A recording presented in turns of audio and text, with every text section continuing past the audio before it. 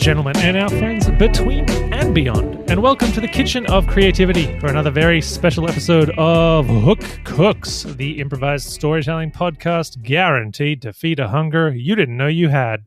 I am Mitch the Monster Chef. My name is Dishbot, and tonight I will play the role of Jack. And I am Connor, your larder critter.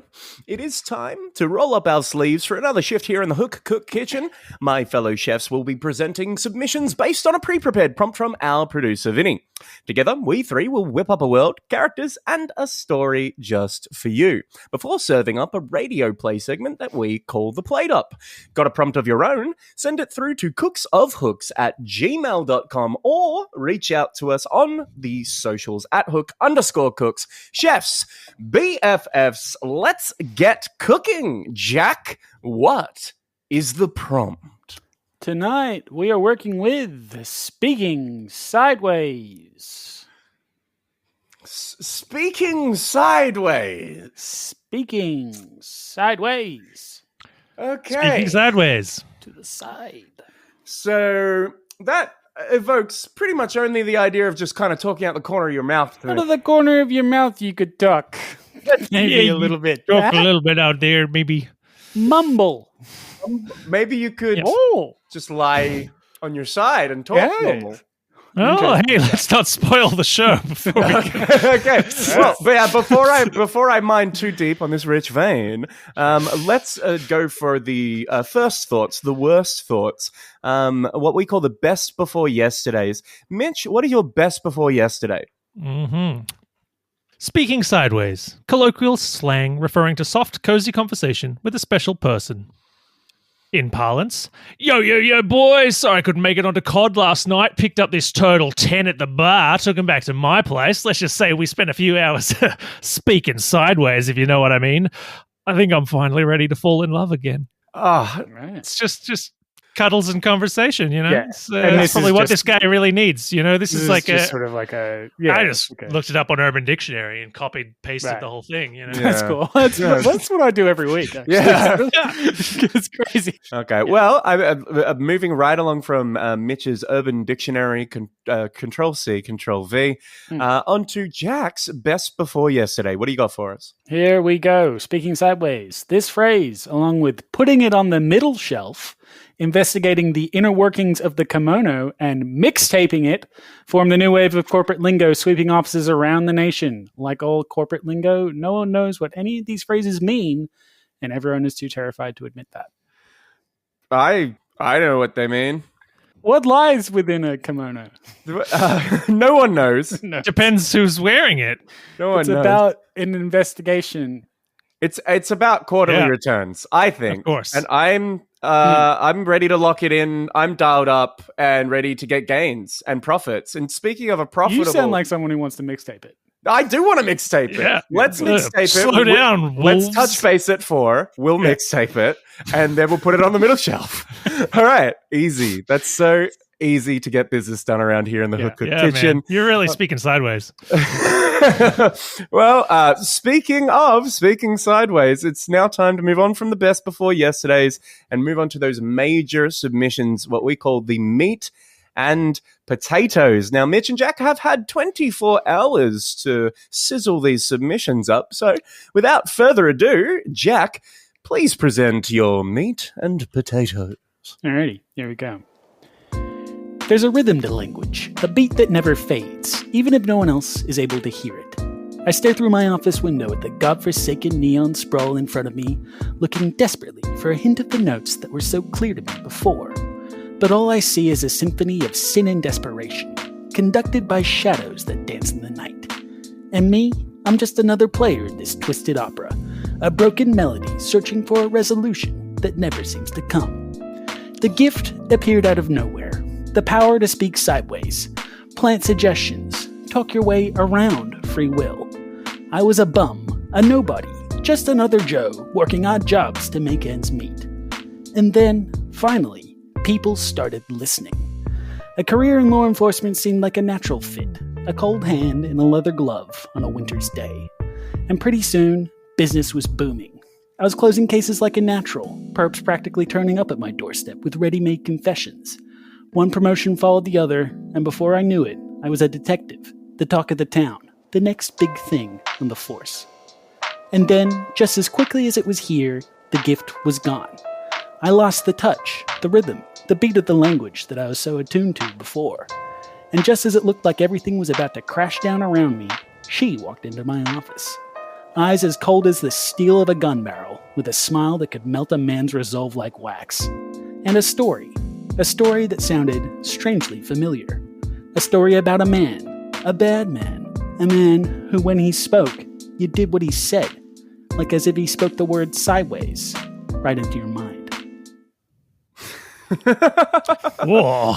Very good, man. That was Very good. Encapsulated. That just transported me. I loved when the femme fatale showed up. Yeah. I was miming smoking a cigarette throughout. I can feel the light through the Venetian blinds. Some real great lines there. Perfect fit, like a cold hand, winter's glove. Yeah. You know? Yeah, the eyes like the cold of a steel barrel. It's very, very evocative stuff. I like a bit of noir.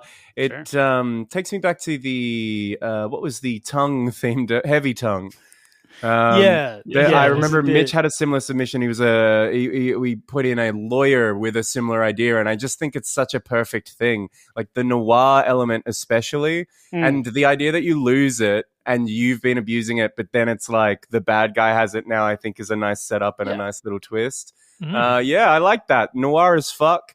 Excellently realized. All right, Mitch. Moving on. Would you please present your meat and potatoes? Okay. The speakers for the dead tell no lies. They make the oath to speak only the truth, lest the dead they speak for rise up and devour them. They hold a great power, and the knowledge that these few cannot fib brings them security and support. But what they speak is not always entirely true. To speak sideways is to talk in riddles, to make fact into fiction by slow degrees, to poison verity with metaphor and simile. It's an art form, carefully honed, subtly wielded. The speakers for the dead never lie, but they omit and they suggest, they speak sideways, and their power grows. But some of the dead are savvy. They take umbrage to oaths carefully bent rather than broken.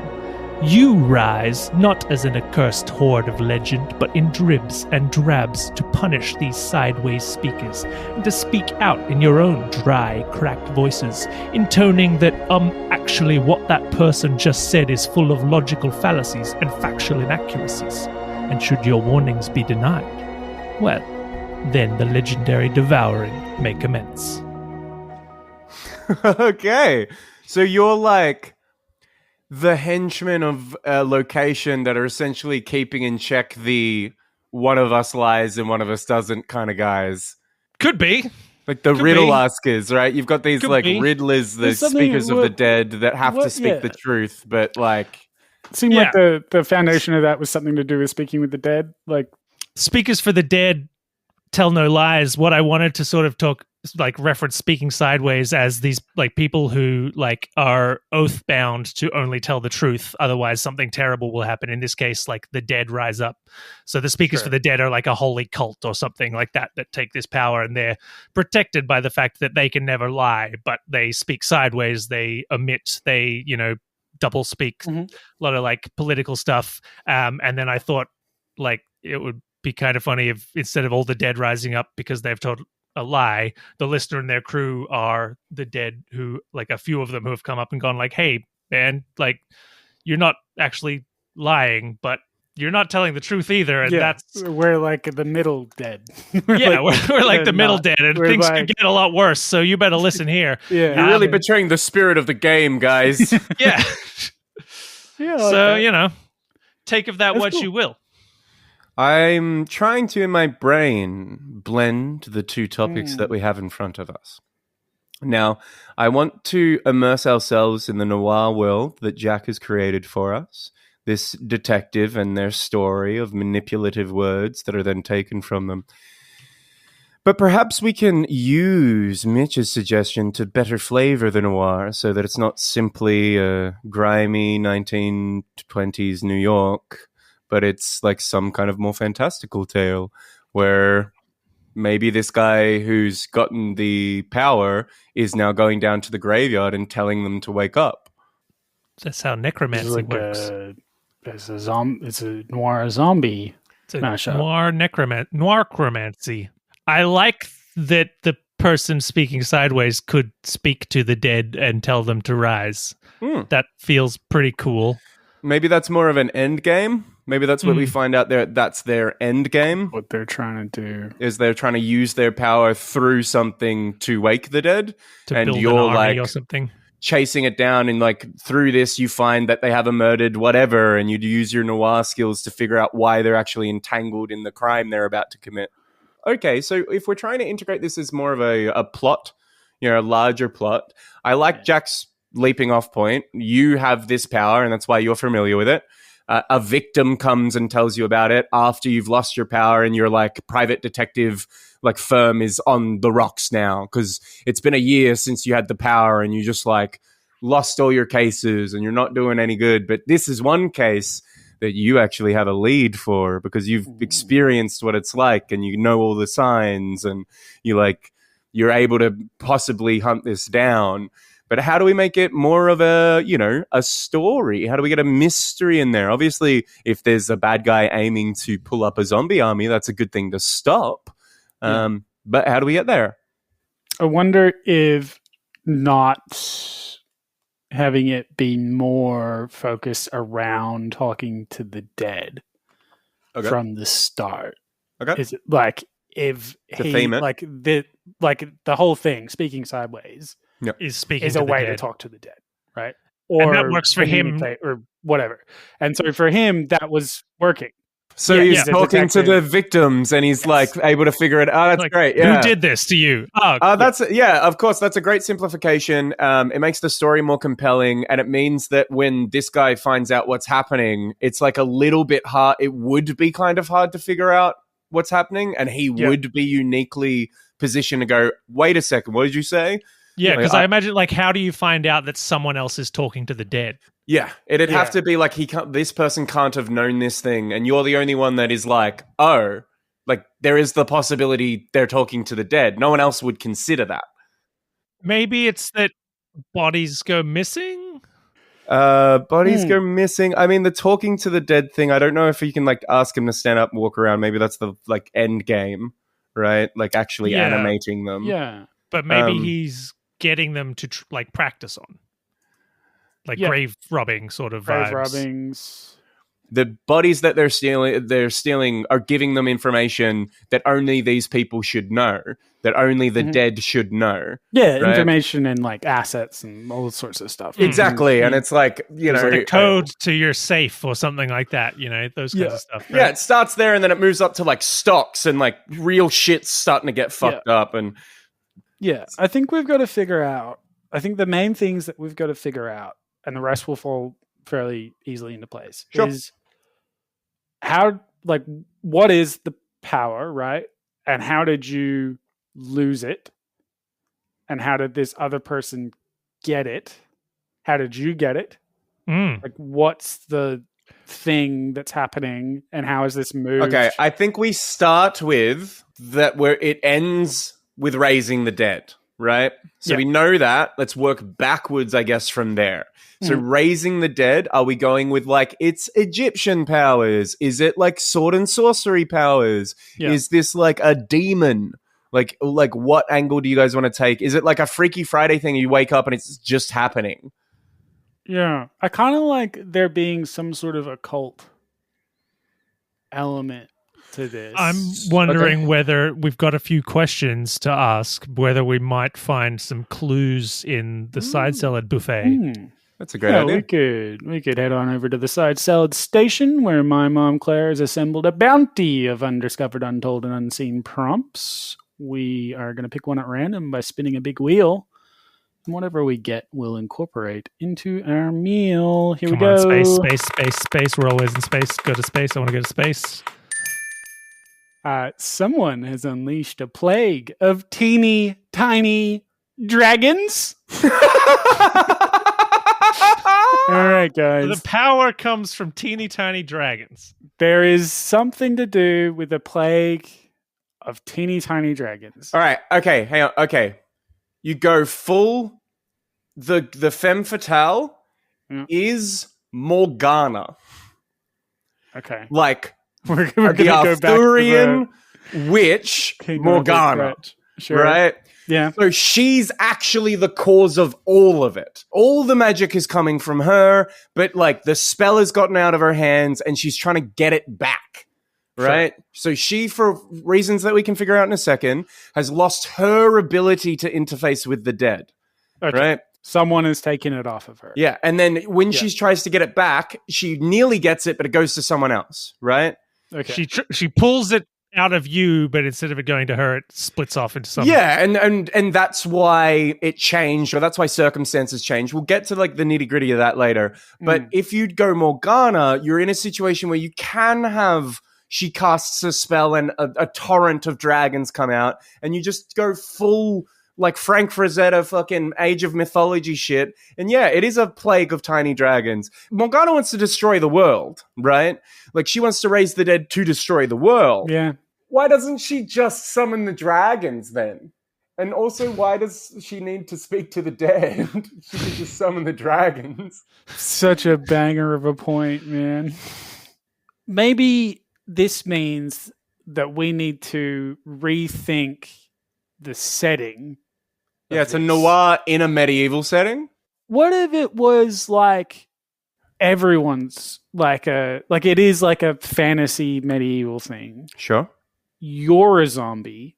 Okay. Mm-hmm. You're like a zombie detective. Mm-hmm. And so like the idea of someone building up to like a big sort of magical explosion of dragons or something like that makes more sense in that setting than it being like 1920s New York and that setting, and like the fantasy elements have come into that.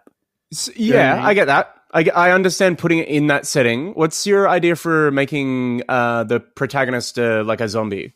That is just, I guess, to shift away from the like New York's. It doesn't necessarily have to be a zombie. That's just more like the speaking to the dead shit, I guess, picking that up. But making the character something within a fantasy world to drive away from the New York stuff.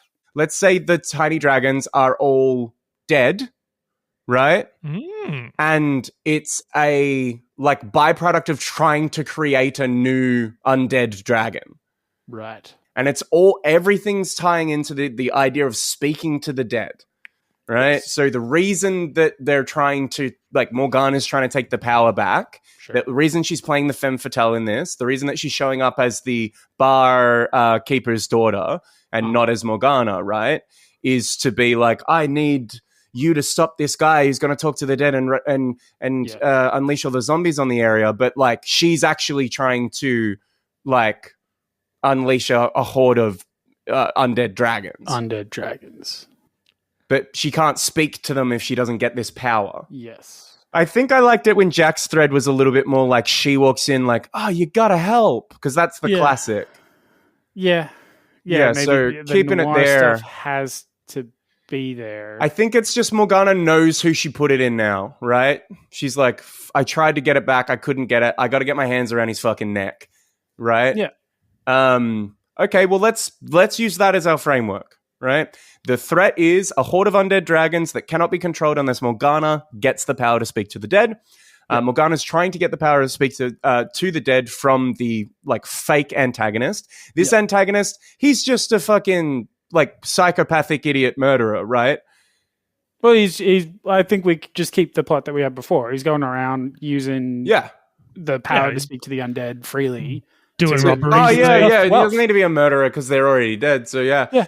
He's just doing it to like find out where all their treasure is and shit. I mean, he has to have some capacity because he's avoiding Morgana, right? Yeah, sure. Yeah. And he's like, he's like being like low key. He's doing it at night. He's so like she needs an actual detective to detect things. Yeah, because her skills are more about like magic and controlling dragons and stuff. Yeah, You know, and like, let's say, like, there's a good chance that you could pull this plot off without Morgana even knowing that she's talking to someone that had the power before, and it could literally be that she's tried every other detective and none of them believe her, right? And then she gets to you, and for some reason, you believe her, right? It's because you've actually been a vessel for the power before. I guess we don't need to complicate it if you think that's a complication. Like, it feels like us having had this power isn't doing anything through the plot, right? I agree. At the start. So why do we have this really complicated thing at the start? Great point. That could just be we can cut the fat. That makes perfect sense. So instead, you're down on your luck detective, who's just a down on your luck detective. A dame walks in with one last chance for you to make it, and you're like, I don't know, orc or tiefling or whatever. Yeah. And you're smoking your long bottom leaf cigarette, and Morgana walks in, and she looks like the barkeep's daughter, offers this quest, and off you go. Yeah. So first, we're hunting down the initial antagonist. Yeah.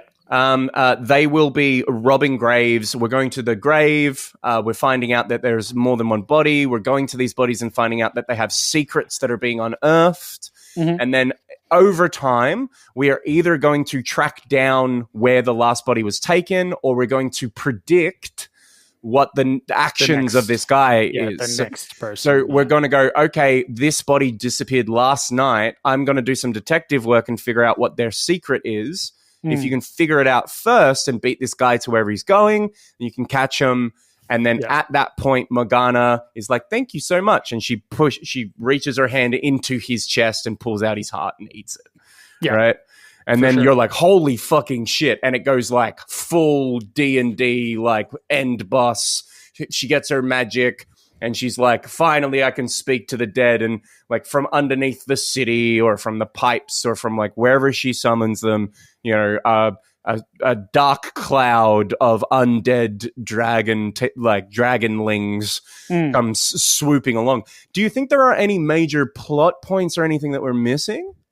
It's like the resolution, right? Like, how do you... You kick her just so hard right in the face, and then she dies. Like a big... Yeah, you've been storing up all this energy, and you're like, for one big, cool kick. Yeah, you kick breaks your foot. You choose the perfect moment. You kick this woman in her face until she's dead. Yeah. The perfect resolution, I think.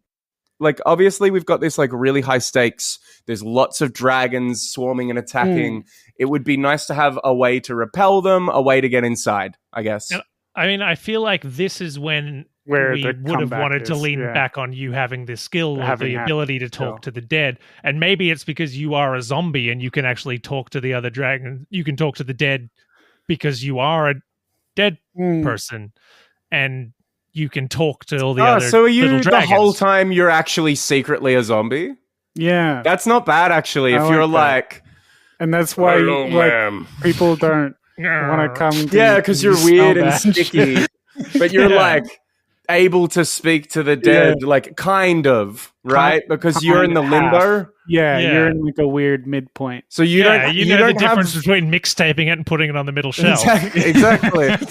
There has to be something that wraps this up, right? Like it can't just be and then you fight. No, kick her so hard in the face that she dies. Yeah. Okay, so let's say the climax is the door opens and you're like standing in front of it and you have to convince them not to leave, right? Because the power that you have is talking to the dead. Okay.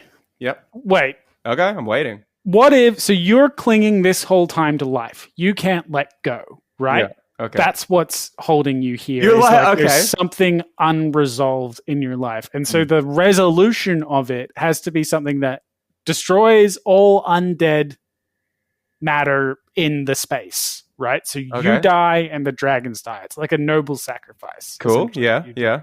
So like lead with me to there. Like how holy do we get, hand grenade kind of thing. Yeah. What is the thing that, like, I don't know, like you have like an unresolved like love interest or something like that is like holding you here. There's something that you have to do that you haven't done yet, and it's save the world from all these dragons, right? I cannot pass into the next plane. Like, I'm just sure I missed something on the bucket list. Until I've solved this dragon problem. Until I solve one case. Right? You're like, I cannot pass into the next world until I solve one case. Yeah.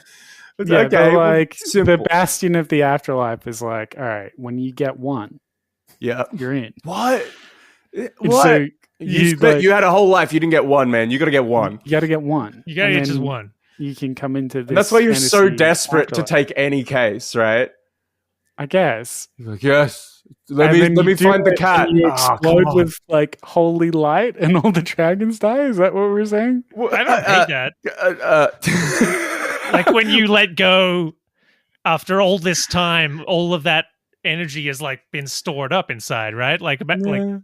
I mean, I don't hate it. Talk to them, right? Because again, your power is to talk to them. Like you can pass into the other plane. So maybe whatever.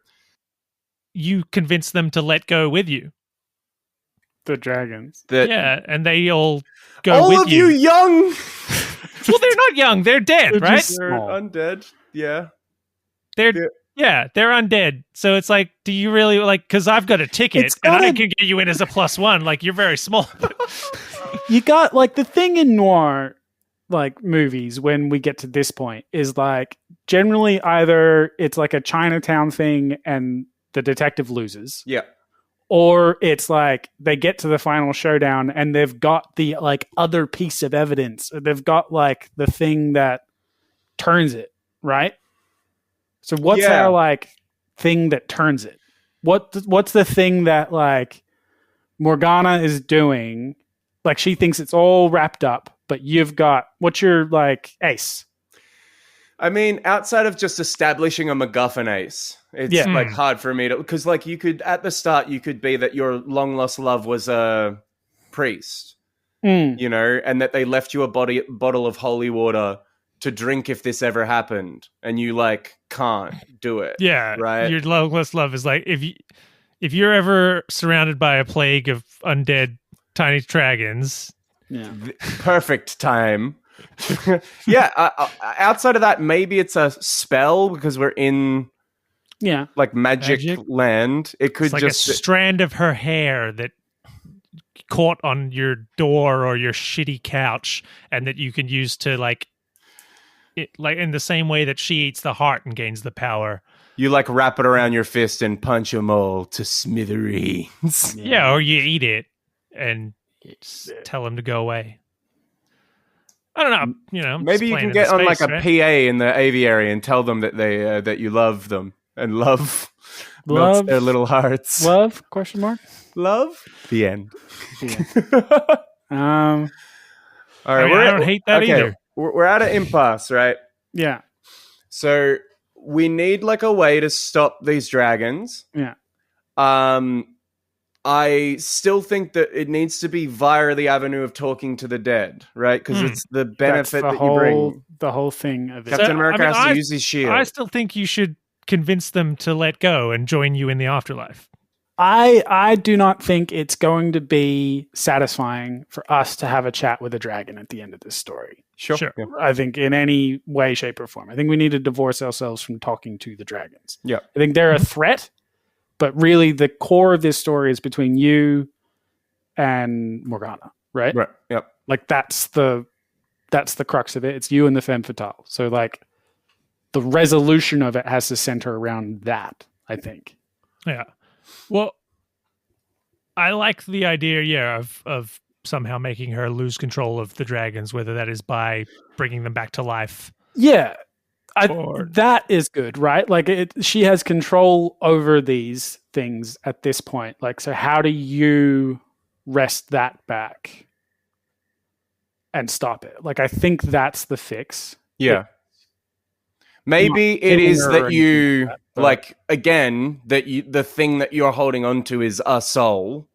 Yeah. Or whatever, and it's the reason that you're continuing to be animate, and you're like, okay, well, I sacrificed that. Like, I don't know how that happens. It's magic, right? But it's like my soul has lived for 300 years. It's big enough to do this. Okay. I like that. Okay. And I think, like, if we're trying to find the explanation for that, right? Yeah. We have got, like, a dead hole in our plot, which is that Morgana has lost this power somehow, and we don't know how she's done that. So, like, maybe that has something to do with that, right? And so you doing the investigation early in the piece, you find out that the way she lost it was, like, something to do with, like, the release of her soul, like she died or something, and like Arthur killed her, whatever. Right, and when she was coming back, soul. like she lost her power because like you were being summoned too, or you had died at the same time. Yes, or, like, and they got mingled together. So you reclaiming your soul, you have a piece of hers, has a similar like effect or something. Like there's something in that, like you have to let the dragons eat you. Okay.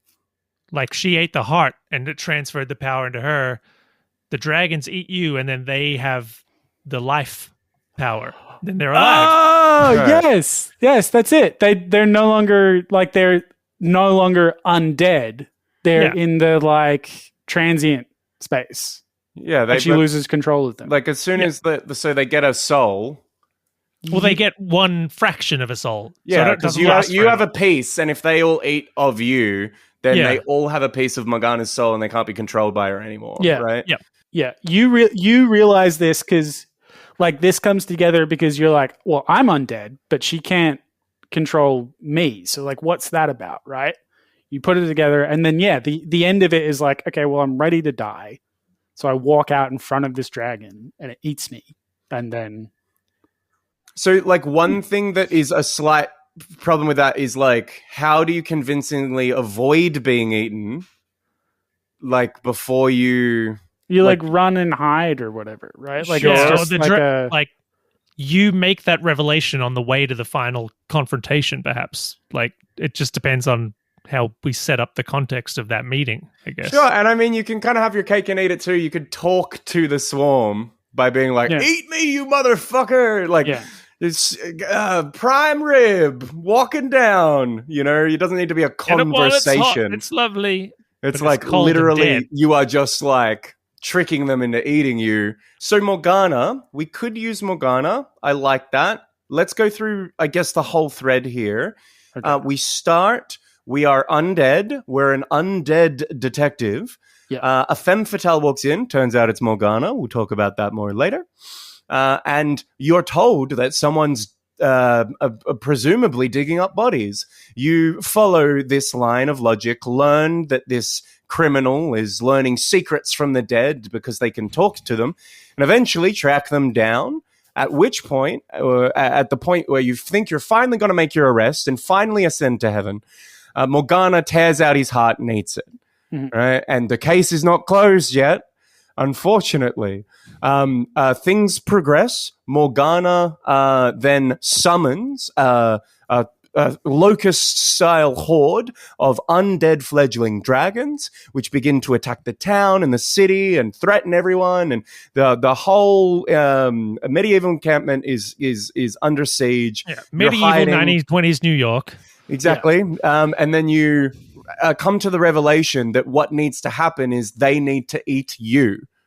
So you walk out into the center of town and start tricking the dragons into eating you. And every single one that takes a bite of your zombie flesh is instantly removed from the control of Morgana. Right? And then, like, before she knows what's happened, 95% of the swarm has turned, is no longer under her control. And as you fade into the afterlife, your first case finally complete, the dragons are living dragons flying free or killing Morgana or whatever your flavor is. Yeah, whatever, you know. Okay, does that track as a through line? Yeah, that's a story. That's a story. Certainly got there. Yeah, okay. So if we're going to do that, we're going to have to pick a scene from amongst that line of sequences. Let's try to narrow in on a scene. What are we thinking, Jenks? Is it the femme fatale's arrival? Femme fatale's arrival? I mean, it just feels like you could do a lot with tricking the dragons into eating you. Well, that feels like a fun scene. You get a lot of like finally I've solved the case. I know what the answers are. A little bit of internal sort of moments, and then yelling at these dragons. First interaction with the gravedigger, like your first part of the case. the heart.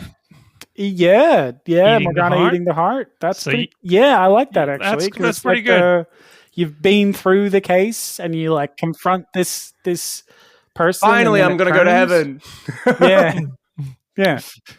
Okay, well, with that heart-rending choice, I think it's about time that we third bump, beat our way over to the plate up. Ba-dum-bum.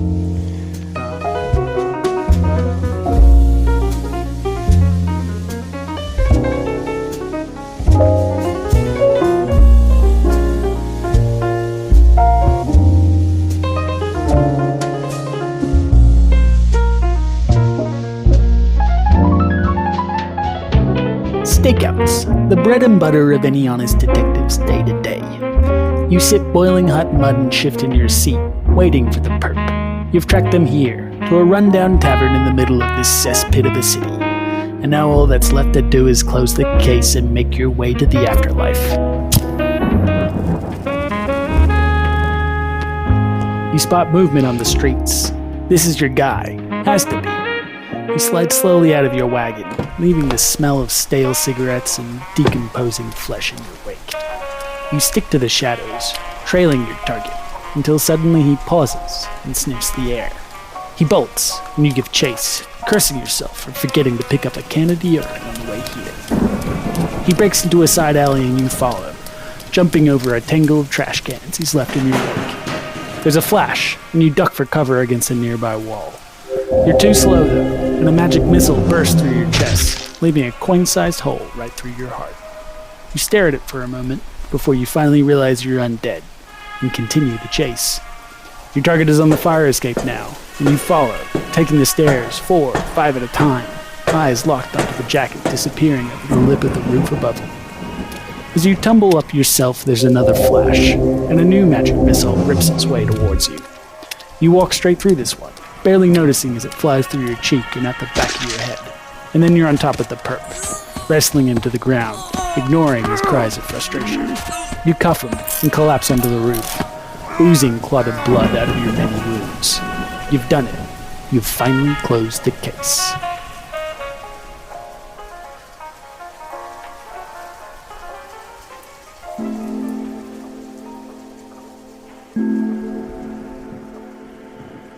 The scent of lavender perfume and old Toby's cigarillos interrupts your thoughts.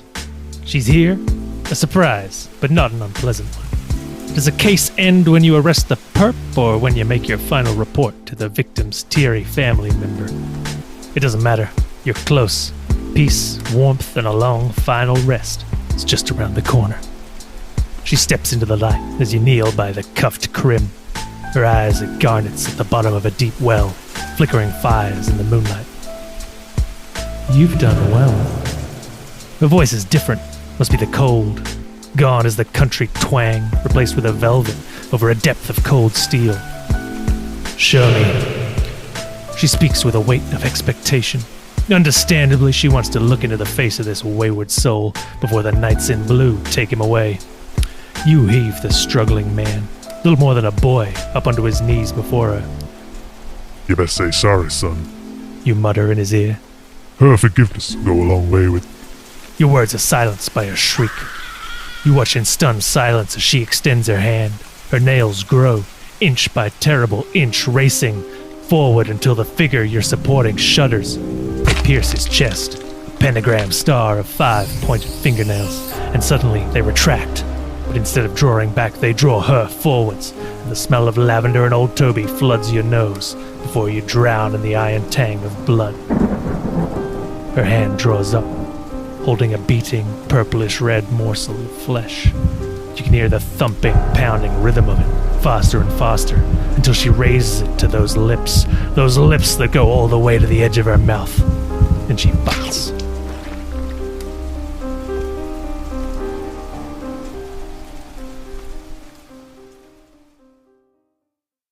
Thick rivulets of dark, sticky crimson pour forth from her mouth and down her chin, as she sinks her teeth deep into the glistening, viscera-slick heart. Through the gnashing of atrium and ventricles you hear her.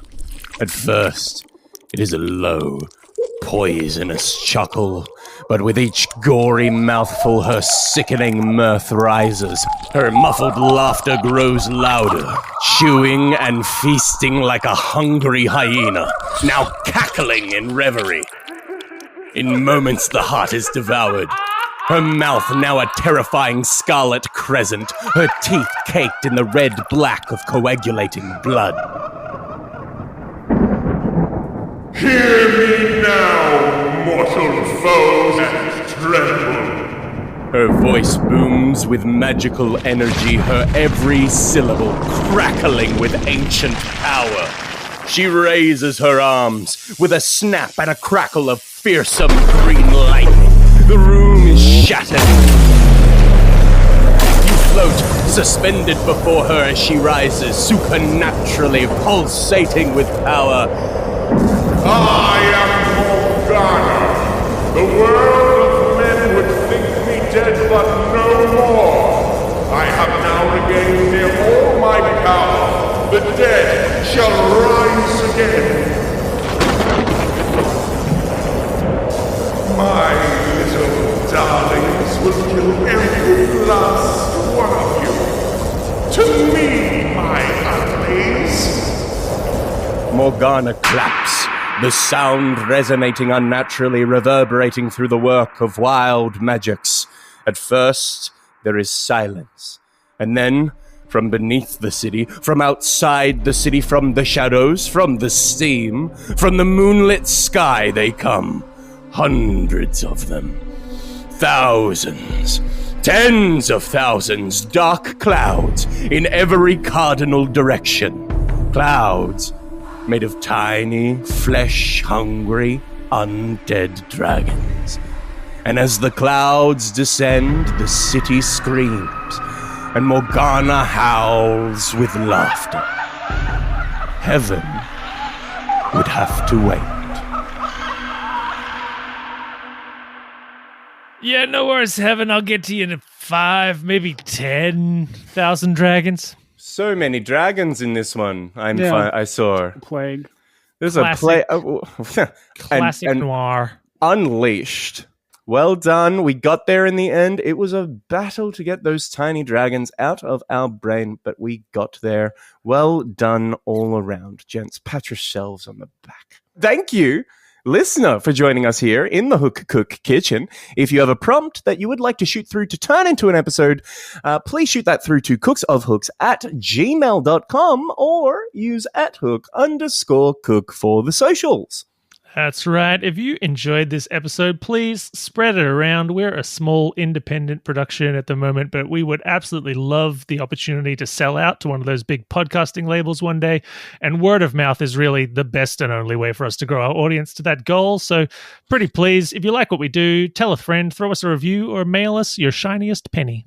Thank you for the pennies. And thank you to Holizna, who we thank for our opening theme, Sailing Away.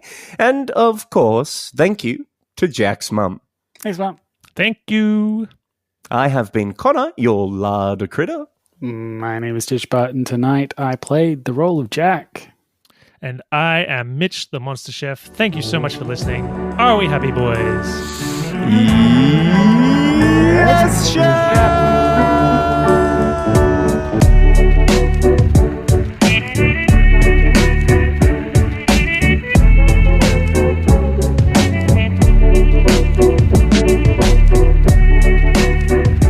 Jesus to take my job. I want Jesus to be on my downline. I want Jesus to give me a new job. Give me money. I don't want him to. I don't want them to offshore my role to heaven. I want Jesus to take my job. Free and me for from the shackles of capitalism. my job to not know. And every day I leave and I come back and I'm like, thanks, Jesus. And he's just there.